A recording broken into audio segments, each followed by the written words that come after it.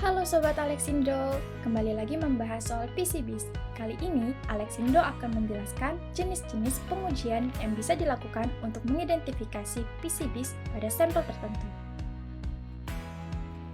Sebagaimana yang kita ketahui, bahwa sumber penyebaran PCBs yang paling besar berasal dari transformator dan minyak dieelektrik. Maka dari itu, penting untuk melakukan identifikasi apakah transformator yang Anda gunakan mengandung PCBs atau tidak. Berdasarkan Permen LHK nomor 29 tahun 2020, identifikasi PCBs dapat dilakukan dengan 3 cara, yaitu pertama, uji visual, kedua, uji cepat, ketiga, uji laboratorium. Tahap awal untuk mengidentifikasi PCBs pada transformator, kita dapat melakukan uji visual. Berikut beberapa poin yang harus diidentifikasi pada uji visual, yaitu daya trafo, jenis trafo basah atau kering. Jika jenis trafo basah, kita dapat melihat merek dagang minyak dieelektrik yang digunakan pada trafo tersebut, sesuai dengan lampiran 1 dan 2 pada Permen LHK nomor 29 tahun 2020. Pada uji visual, kita hanya menganalisis secara dokumen, sedangkan untuk mengidentifikasi PCB secara kimiawi dapat dilakukan dengan cara uji cepat dan uji laboratorium. Uji cepat dan uji laboratorium mampu mendeteksi ada atau tidaknya PCBs di dalam minyak dieelektrik dan transformator dengan menghitung konsentrasinya. Lalu, apa perbedaan antara uji cepat dan uji laboratorium? Mari kita simak penjelasan berikut ini. Perbedaan uji cepat dan uji laboratorium yang pertama, yaitu berdasarkan instrumen yang digunakan.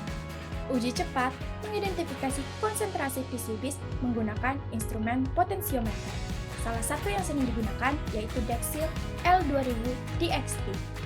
Prinsipnya, Dexil akan mengukur kandungan senyawa klorin yang ada pada sampel. Uji laboratorium menggunakan instrumen GC-ECD, Gas Chromatography Electron Capture Detector, dapat mengidentifikasi senyawa PCBs secara spesifik. Instrumen ini akan memisahkan komponen campuran dari sampel dan hasil yang keluar berupa kromatogram. Kromatogram dari GC-ECD akan menampilkan peak masing-masing komponen senyawa PCBs, sehingga dapat mengidentifikasi jenis PCBs yang terkandung dalam sampel, dan juga dapat menghitung konsentrasi per komponen serta total konsentrasi PCBs. Kedua, perbedaan uji cepat dan uji laboratorium berdasarkan sampel yang diuji. Berdasarkan Permen LHK nomor 29 tahun 2020, uji cepat dan uji laboratorium menggunakan minyak dieelektrik sebagai sampel pada pengujian PCBs.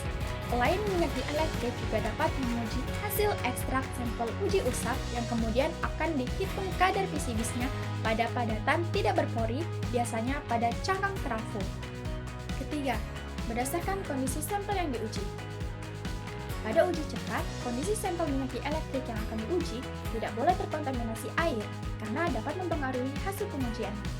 Sedangkan pada uji laboratorium, sampel yang terkontaminasi air tetap dapat dilakukan pengujian tanpa mempengaruhi hasil dikarenakan pada uji laboratorium dilakukan preparasi terlebih dahulu untuk menghilangkan kontaminasi senyawa lain, salah satunya air, sehingga hasil pengujian PCBs yang diperoleh lebih akurat. Keempat, berdasarkan waktu pengujian. Uji cepat membutuhkan waktu pengujian kurang lebih 15 menit per sampel. Uji laboratorium menggunakan instrumen GC-ECD membutuhkan waktu pengujian kurang lebih 1 jam per sampel. Kelima, berdasarkan biaya pengujian. Biaya uji cepat lebih murah, sedangkan uji laboratorium relatif lebih mahal dikarenakan menggunakan instrumen dengan tingkat sensitivitas, akurasi, dan kestabilan yang tinggi. Apabila hasil uji cepat yang diperoleh lebih atau sama dengan 50 ppm, disarankan melakukan uji laboratorium untuk memastikan konsentrasi PCBs di dalam sampel. Konsentrasi yang diperoleh tersebut digunakan untuk menentukan pengelolaan minyak dieelektrik dan transformator. Untuk menentukan pengujian mana yang sebaiknya digunakan, kita harus menganalisa terlebih dahulu melalui uji visual. Jika transformator yang digunakan memenuhi kriteria yang ada pada pasal 3 Permen LHK nomor 29 tahun 2020, maka sebaiknya langsung dilakukan pengujian laboratorium. Karena kemungkinan besar transformator Anda mengandung PCBs.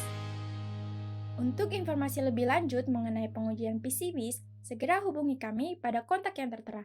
Sampai jumpa di video selanjutnya.